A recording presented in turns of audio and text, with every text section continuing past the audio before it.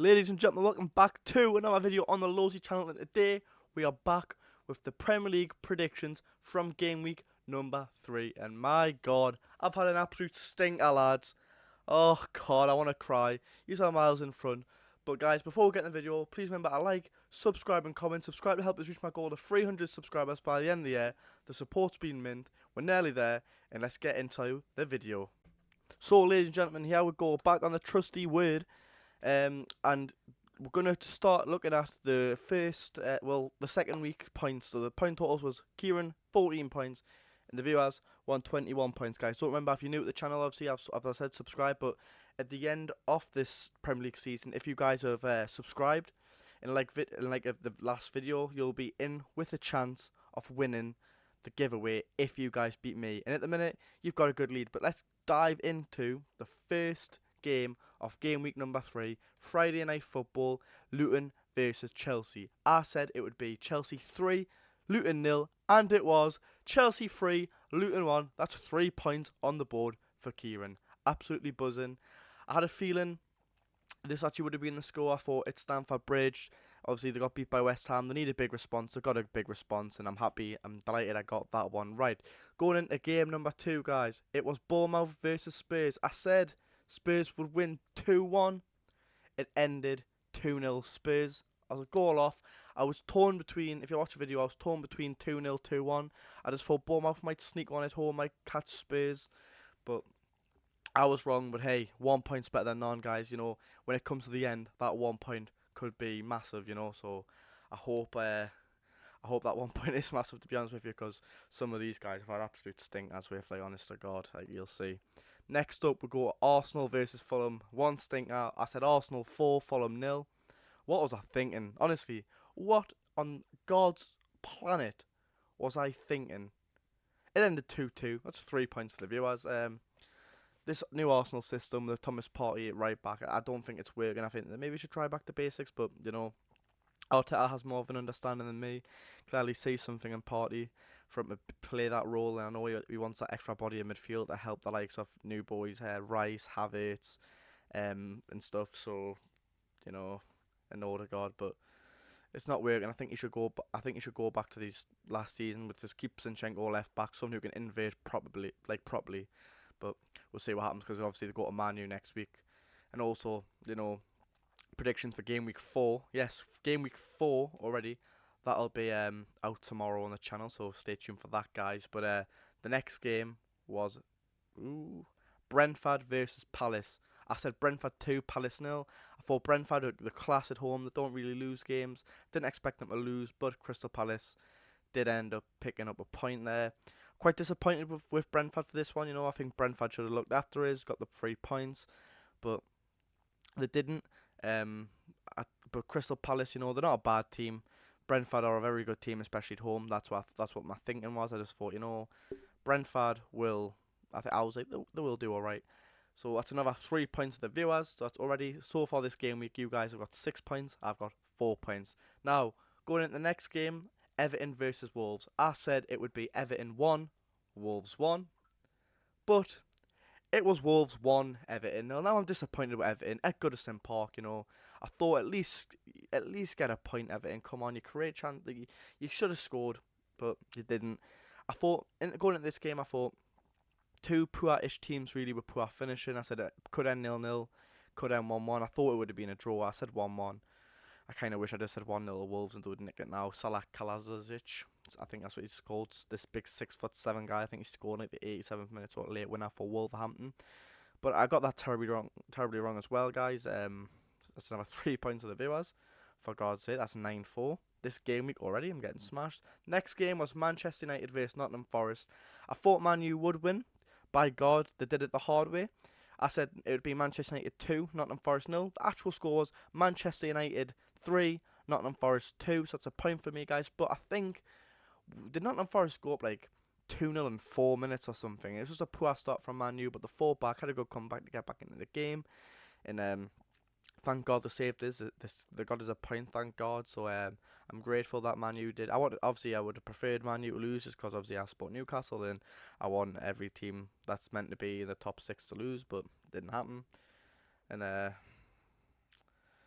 Well, just look at this. I've got 1 point, but Man U shouldn't be conceding 2 goals at home at Forest, but they did, and they've let us down.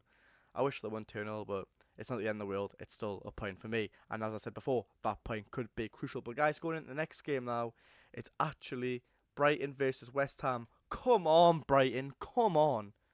You lost 3-1 when I predicted you to win 2-0. Brighton deserve ball. West Ham played a brilliant counter-attacking game. They had 22% possession. Brighton had 78. West Ham's counter-attacking play was brilliant, and Brighton had chances, missed a lot of chances, and West Ham punished them. Scored a few good goals as well. The second goal West Ham scored, it really, really impressed us. It was a very good counter-attack. West Ham are going to be a good, dangerous team this year. Ward-Prowse getting on the score sheet as well. I was just putting my fantasy football team because they play Luton next week. I just think it's going to just absolutely take over Ward-Prowse. But as you can see, I put 2-0 Brighton. Expect Brighton to win at home, especially the way they play, but they didn't, and that's another 3 points for the viewers, guys, and you're getting a nice lead against us now. Obviously, my team Newcastle go to Brighton next week. I'm actually going to be there, so I'm hoping Brighton lose again, 3-1, but we'll see. Going into the next game, guys, it was actually Burnley versus Villa. I said Villa would win 1-0. Villa got a very impressive 3-1 win. Goals coming from Moussa Diaby, 2 from Matty Cash and Taylor from Burnley. That's a point for me because I did say Villa would win. I thought it would be a close game, but Unai Emery's cooking in his last 3 games. They scored a lot of goals. Obviously, they had the 5-1 loss to Newcastle, my team, but then ever since then they've kicked on. They've played really well, and they got a good win against Burnley at Turf Moor. I'm sure Unai Emery would have loved to get a clean sheet, but he didn't get it. And as you can see, Villa won 3-1, a very good result for them on the road, and a 1 point for me. So I'll take it. I'm clawing back points. The next game, guys, is actually Sheffield United versus Manchester City. Now, props to Sheffield. Sheffield defended very, very well, and they probably could have got something out of the game, but they just conceded that lovely goal from Rodri. And to be honest, I don't think anyone would have saved it, but they put up a good fight Sheffield, and this is why I predicted them to stay up, at Bramall Lane. If they play like that, I'm sure they can definitely pick up points at home this season. They might obviously pick up the odd point away. I said Manchester City 4, Sheffield United 0. It actually ended Sheffield United 1, Manchester City 2. I think Jason Bogle scored the goal for Manchester City. I think Erling Haaland and Rodri scored for Manchester City. I'm disappointed, I would never, to be honest, guys, I would never ever predict Man City just to win 2-1. So I'm not going to kick myself about that. I'm happy I got the point at least, and I'm still clawing back points this week. But going into the next game, guys, it was Newcastle versus Liverpool, the last game of the week. Disappointed with Newcastle. Go and watch my video from yesterday. 10 men Liverpool. I think Van Dijk got sent off, the 29th minute or something. Isaac threw on goal, takes him out, red card, was a definite red. And then, to be honest with you, Trent Alexander-Arnold, 100,000% should have been sent off, and would have beat Liverpool on 9 men. But it's what it is. Didn't happen. Not going to complain. It's just annoying, really, because it's just one of them things where we easily could have scored 3 in the first half and 3 in the second half.